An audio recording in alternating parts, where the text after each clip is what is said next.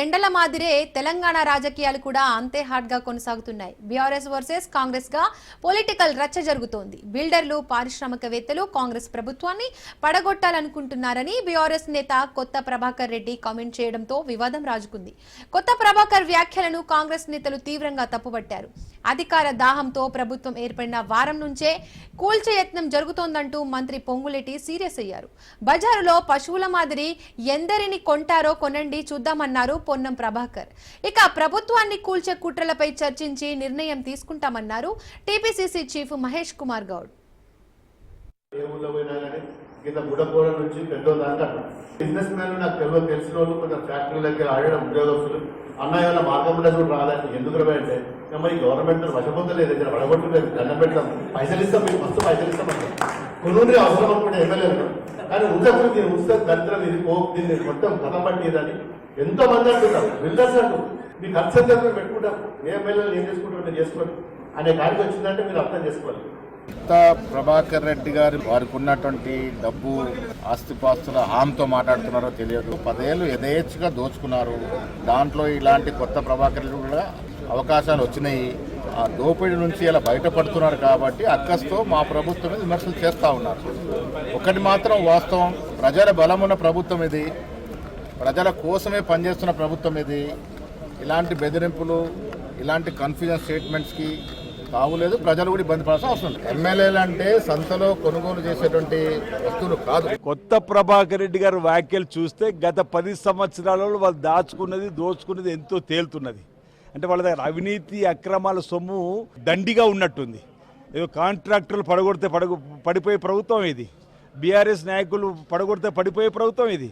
10 సంవత్సరాలుగా వారు అవినీతి అక్రమాల పాలనపైన పోరాటం జరిపినటువంటి సగటు కాంగ్రెస్ పార్టీ కార్యకర్తలు, ప్రజలు కోరుకున్న ప్రభుత్వం ఇంద్రమ్మ ప్రభుత్వం. సదుద్దేశంతో భారత్ని లాంచింగ్ చేయటానికి కొన్ని గంటల ముందే ఆ గౌరవ శాసనసభ్యులు కొత్త ప్రభాకర్ రెడ్డి గారు అన్నది వారి గుండెల్లో రైలు ఎలా పరిగెడుతుందో, వారి ఆందోళన ఏంటో ఈ భూభారత్ వచ్చిన తర్వాత చాలా స్పష్టంగా అర్థమవుతుంది. ఇది కొత్త ప్రభాకర్ రెడ్డి గారు వారి సొంత ఆలోచన కాదు. కొత్త ప్రభాకర్ రెడ్డి గారు అంటే కేసీఆర్ గారి ఆత్మ. కేసీఆర్ గారి నోట్లో నుంచి ఏ మాట రావాలనో అది కొత్త ప్రభాకర్ రెడ్డి గారి నోట్లో నుంచి వచ్చే మాట. నేను ఆయన ట్రాన్స్పోర్ట్ బిజినెస్ మెన్ అనుకున్న ప్రభాకర్ రెడ్డి, ఆయన జ్యోతిష్కం చదివింది తెలియదు. మేము జ్యోతిష్కం చదవలే. మాకు ప్రజల విశ్వాసం ఇచ్చినారు. ప్రభుత్వం కూలిపోవాలని మీరో మీ నాయకుడు కోరుకుంటే చెప్పండి. 16 నెలల నడవంగా కాళ్ళల్లో కట్టెడ్డం పెడుతున్నారు. ఇప్పుడు మళ్ళా పిల్లి శాపనార్థాలు పెట్టిరు. ఇప్పుడు మీరు ఇండస్ట్రియలిస్ట్ దగ్గర పైసలు తెచ్చుకొని మీకు కొత్త కాదు, మా ప్రభుత్వాన్ని కూలగొట్టడానికి ఏదో చేస్తామనేటువంటి కుట్ర చేస్తే ఇక్కడ ఓడు ఊరికే చేతులు దాపుకొని అటుగానే రా నాయన రా అని చెప్పడానికి లేవు. కొత్త ప్రభాకర్ రెడ్డి గారే కాదు, ఇతరాత్ర ఈ ప్రభుత్వం కూలిపోతుంది అని చెప్పేసి గతంలో కూడా చాలా మంది టీఆర్ఎస్ నాయకులు అన్నారు, బీజేపీ నాయకులు అన్నారు. ఏ ఉద్దేశంతో అంటున్నారు, ఎవరితో కూడగట్టుకొని అంటున్నారు, ఎవరిని మీరు దగ్గర తీసుకొని ఇలా మాట్లాడుతున్నారో చెప్పాల్సిన అవసరం ఉంది. కాబట్టి కొత్త ప్రభాకర్ రెడ్డి మీద ఇమ్మీడియట్ గా ఆయనకున్న సమాచారాన్ని సేకరించాలంటే దాన్ని ఆయన విచారించాల్సిన సందర్భం ఉందని చెప్పి తెలియజేస్తూ, మేము ఈ రోజు చేయబోయే ప్రతి ప్రక్రియలో కాళ్ళడ్డం పెట్టేది ఇలాంటి కూల్చివేతల కుట్ర కోసమే అనే ఉద్దేశంతో మేము అనుకుంటున్నాం. కాబట్టి డెఫినెట్ గా దీన్ని సీరియస్ గా తీసుకుంటుంది ప్రభుత్వం అని చెప్పి తెలియజేస్తున్నాం. పార్టీ లైన్ దాటితే ఊరుకునేది లేదని ఎమ్మెల్యేలను సీఎం రేవంత్ రెడ్డి హెచ్చరించారు. సీఎల్పీ సమావేశంలో ఆయన కీలక వ్యాఖ్యలు చేశారు. పదవులు ఎవరికి ఇవ్వాలనేది అధిష్టానం చూసుకుంటుందన్నారు. మంత్రి పదవి కోరే వాళ్లు మాట్లాడితే వారికే నష్టమని ఇష్టం వచ్చినట్లు మాట్లాడొద్దని సూచించారు. అలా మాట్లాడితే లాభం కంటే నష్టమే ఎక్కువన్నారు సీఎం. పార్టీకి ఇబ్బంది కలిగిస్తేనే నేతలు ఇబ్బందులు ఎదుర్కొంటారంటూ రేవంత్ తేల్చి చెప్పారు. మంత్రివర్గ విస్తరణపై అధిష్టానం నిర్ణయమే ఫైనల్ అని, మంత్రివర్గ విస్తరణపై ఎవరేం మాట్లాడినా ఉపయోగం లేదన్నారు. సీఎం రేవంత్ అధ్యక్షతన జరిగిన సీఎల్పీ సమావేశంలో భూభారతి, ఇందిరమ్మ ఇల్లు, ఎస్సీ కేటగిరైజేషన్ చర్చ జరిగింది. సీఎల్పీ సమావేశానికి పలువురు ఎమ్మెల్యేలు డుమ్మా కొట్టారు. వివేక్, ప్రేమ్ సాగర్ రావు, రాజగోపాల్ రెడ్డి గైర్హాజరయ్యారు.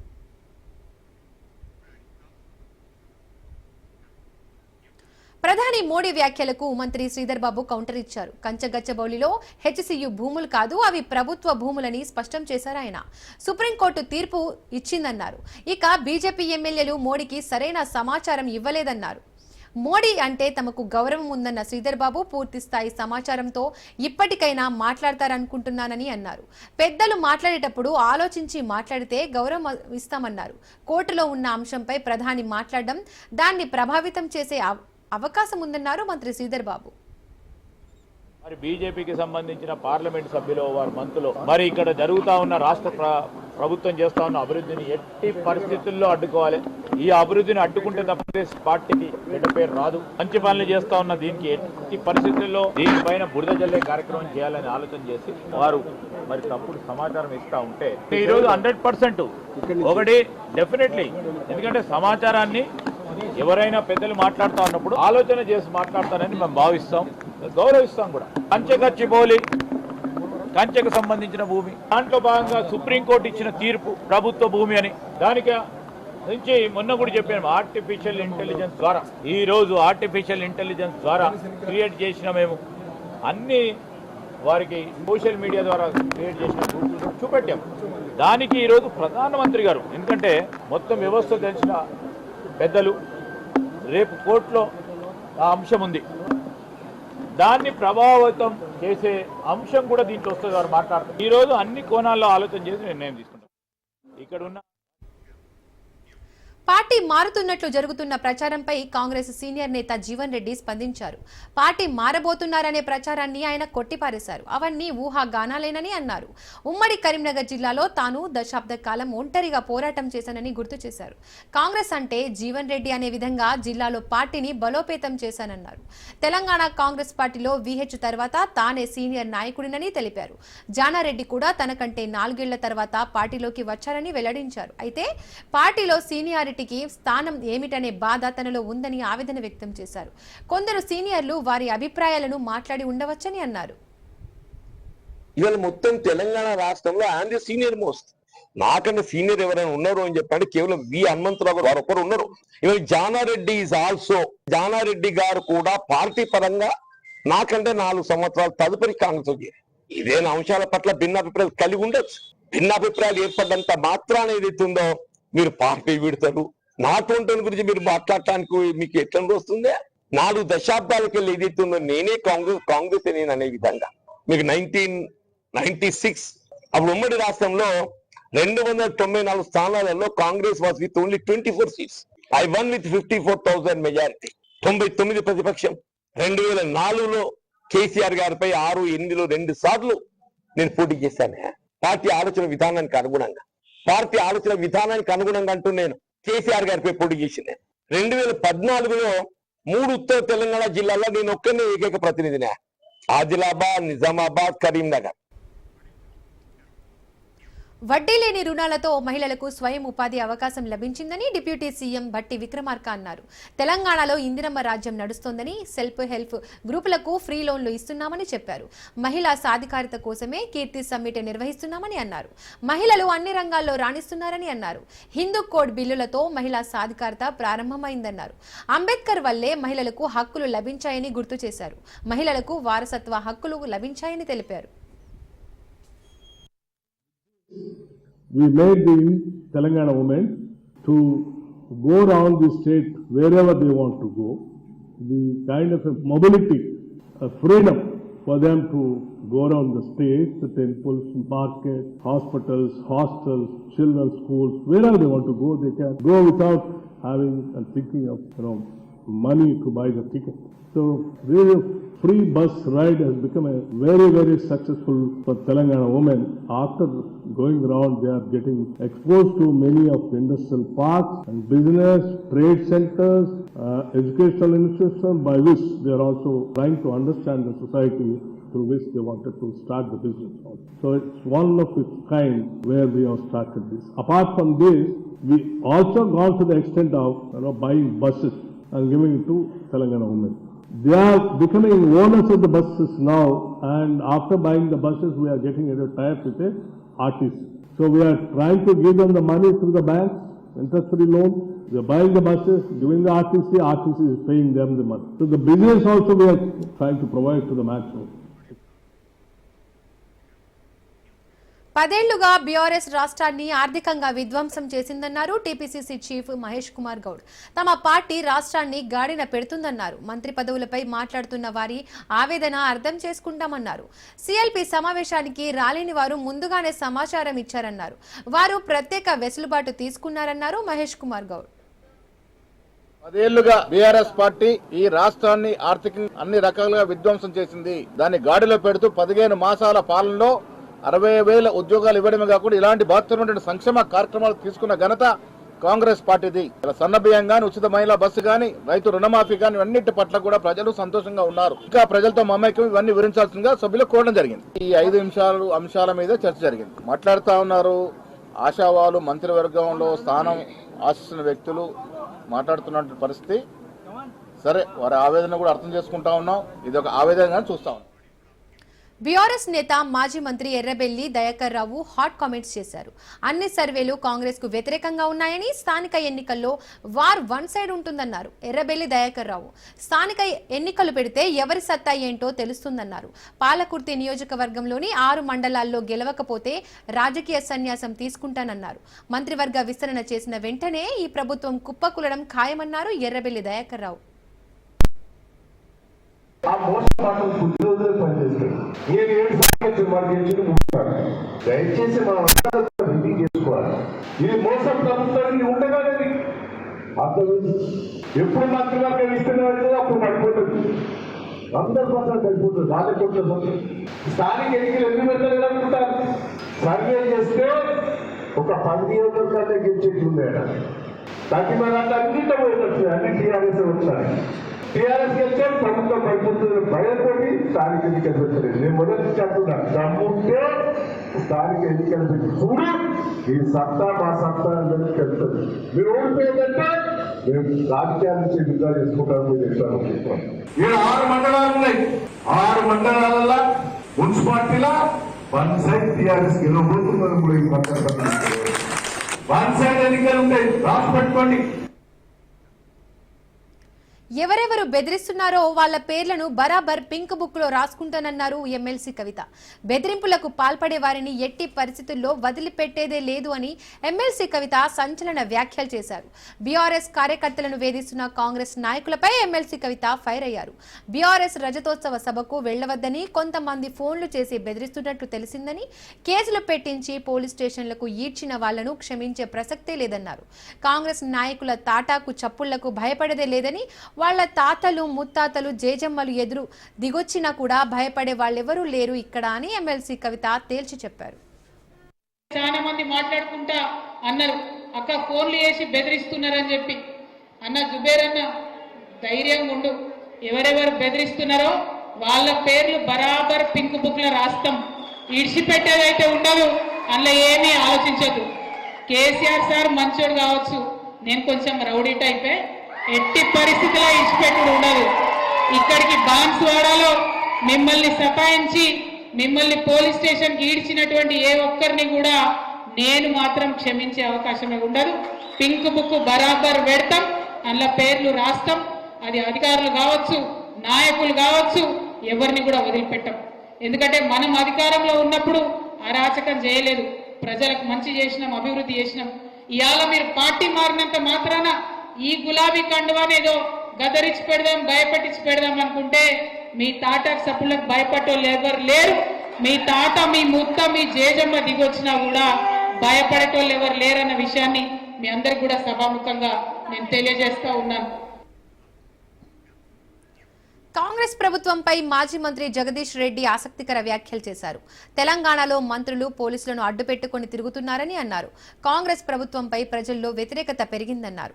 ప్రజల్లో తిరుగుబాటు తట్టుకోలేక బంగ్లాదేశ్ ప్రధాని పారిపోయినట్టు తెలంగాణ ప్రజల తిరుగుబాటుకు రేవంత్ కూడా పారిపోవాల్సి వస్తుందన్నారు. ప్రజా వ్యతిరేకతతో మంత్రులు గాల్లో తిరిగేవారు గాల్లోనే కలిసిపోతారన్నారు. వరంగల్లో జరగబోయేది బీఆర్ఎస్ రజతోత్సవ సభ మాత్రమే కాదు, రేవంత్ రెడ్డి మీద తెలంగాణ ప్రజల తిరుగుబాటు సభ అని అన్నారు.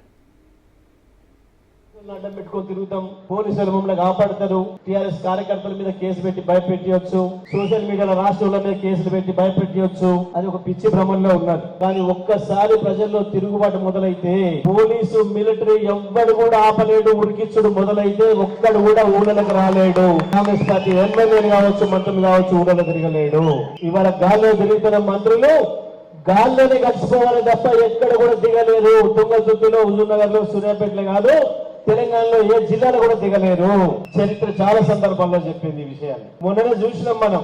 4-5 నెలల క్రితం బంగ్లాదేశ్ అధ్యక్షురాలు పారిపోయి వచ్చి భారతదేశంలో దాచుకుంటుంది. పోలీసే కాదు, మిలిటరీ మొత్తం చుట్టూన్నా ఆపలేకపోయింది. ప్రజలు తిరుగుబాటు మొదలైంది. అగో ఇవాళ ప్రజలు మా తిరుగుబాటుకు సూచనగా వరంగల్కు చేరాలి, కేసీఆర్ దగ్గరికి చేరాలి అన్న పద్ధతిలో ఉన్నది వాళ్ళ తెలంగాణ ప్రజలు ఆలోచిస్తున్నారు. వరంగల్లో జరిగే సభ బీఆర్ఎస్ రజతోత్సవ సభ మాత్రమే కాదు, కాంగ్రెస్ పార్టీ ప్రభుత్వం పైన తెలంగాణ ప్రజల తిరుగుబాటు సభగా మారుతున్నది. కంచగచ్చబౌలి భూముల విషయంలో ఫేక్ పోస్టులపై దర్యాప్తు కొనసాగుతోంది. ఫేక్ వీడియోలు పెట్టిన పలువురిని పోలీసులు గుర్తించినట్లు తెలుస్తోంది.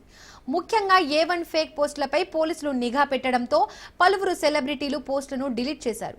ప్రధానంగా వీడియోలు పెట్టి వైరల్ చేసి డిలీట్ చేసిన వారి వివరాలు సేకరిస్తున్నారు. మార్చి 31 నుండి ఏప్రిల్ 2 తేదీల మధ్య ఫేక్ పోస్టులు హల్చల్ చేసినట్లు నిర్ధారించారు. రంగంలోకి దిగిన పోలీసులు సోషల్ మీడియా ఖాతా URLతో సహా వారి వివరాలను సేకరించారు. అదేవిధంగా ఇంకా ఫేక్ పోస్టులను తొలగించని వ్యక్తులను పోలీసులు నోటీసులు జారీ చేశారు. 25 మంది సెలబ్రిటీలు పోస్టు తొలగించినట్లు గుర్తించారు. ఈ నేపథ్యంలోనే మరోసారి గచ్చిబౌలి PS ఎదుట విచారణకు హాజరయ్యారు BRS social media convener Manne Krishank. Gachibowli భూముల విషయంలో మన్నె క్రిషాంక్ ను విచారిస్తున్నారు పోలీసులు.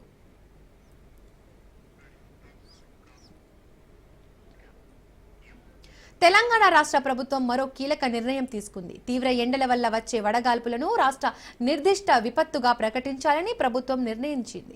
ఇక నుండి వడదెబ్బ బారిన పడే బాధితుల కుటుంబాలకు ఉపశమనం కల్పించే ఉద్దేశంతో పునరావాస సహాయ నిబంధనల ప్రకారం ఎక్స్గ్రేషియా అందించాలని నిర్ణయించింది. వడదెబ్బ బాధితులకు 4 లక్షల పరిహారం చెల్లించాలని తెలంగాణ ప్రభుత్వం నిర్ణయం తీసుకుంది. ఈ మేరకు రాష్ట్ర విపత్తు నిర్వహణ శాఖ తాజాగా ఉత్తర్వులు జారీ చేసింది. గత కొన్ని రోజులుగా రాష్ట్రంలో ఎండలు దంచుకొడుతున్నాయి. దీంతో బయటకు రావాలంటే భయపడే పరిస్థితి నెలకొంది. దీంతో అవుట్డోర్ పనులు చేసే కార్మికుల కోసం తెలంగాణ ప్రభుత్వం ఈ నిర్ణయం తీసుకుంది.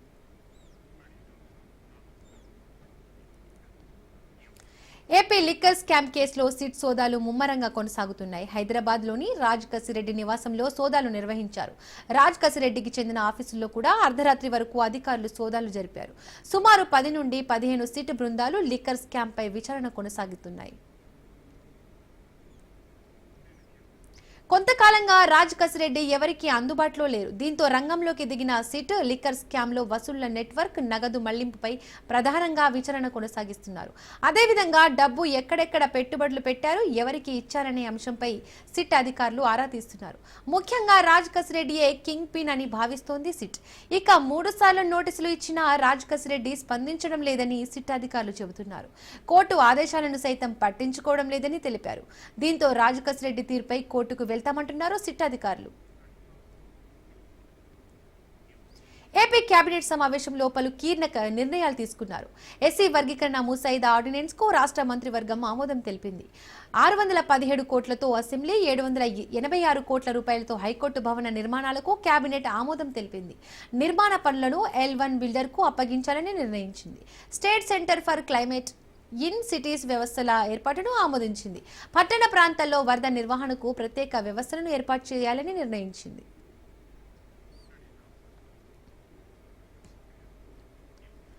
మీరంతా ప్రభుత్వ విద్యాపరులను కాపాడాలన్నారు మంత్రి లోకేష్. ప్రభుత్వ కాలేజీల్లో చదివిన వారికి మంచి మార్కులు రావనే ముద్రను చెరిపేశారన్నారు. ప్రైవేట్ కాలేజీలకు ధీటుగా ప్రభుత్వ కాలేజీల్లో విద్యను అభ్యసించి మంచి మార్కులు సాధించాలన్నారు లోకేష్.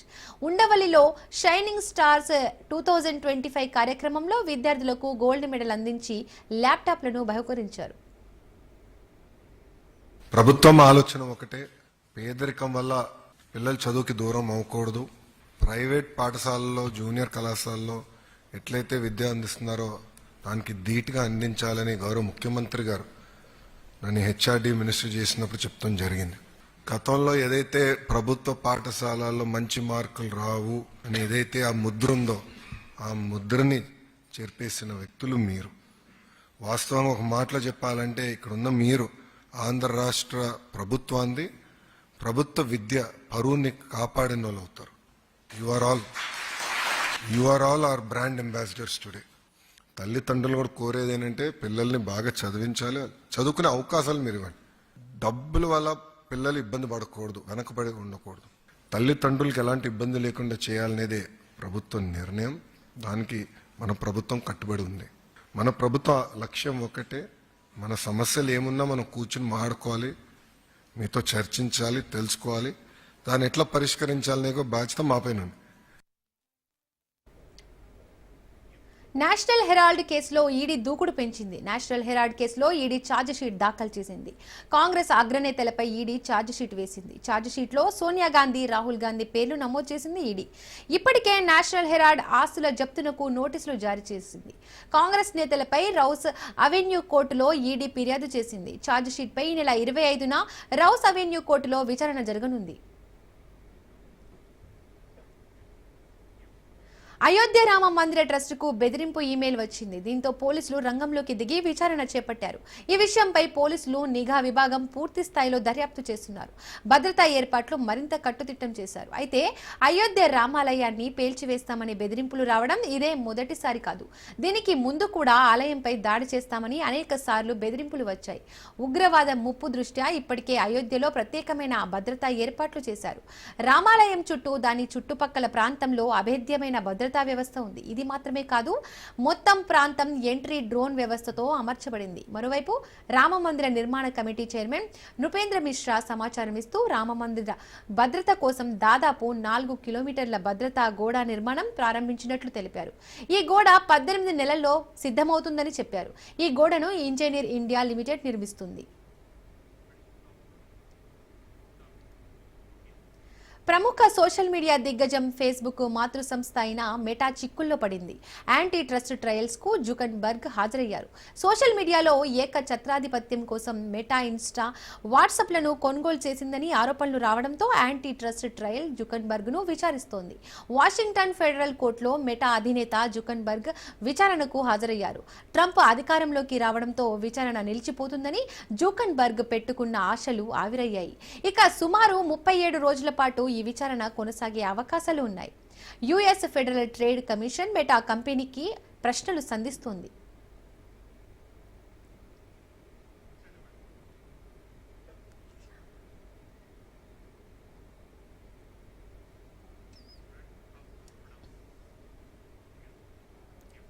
దేశీయ స్టాక్ మార్కెట్లు భారీ లాభాలతో ముగిశాయి. లాభాల్లో ప్రారంభమైన దేశీయ స్టాక్ మార్కెట్లు ట్రేడింగ్ క్లోజ్ అయ్యే సమయానికి లాభాల్లోనే ముగిశాయి. సెన్సెక్స్ 1571 పాయింట్ల లాభంతో 76,735 వద్ద, నిఫ్టీ 500 పాయింట్ల లాభంతో 23,328 పాయింట్ల వద్ద నిలిచాయి. ఇవి prime time updates. Keep watching Raj news.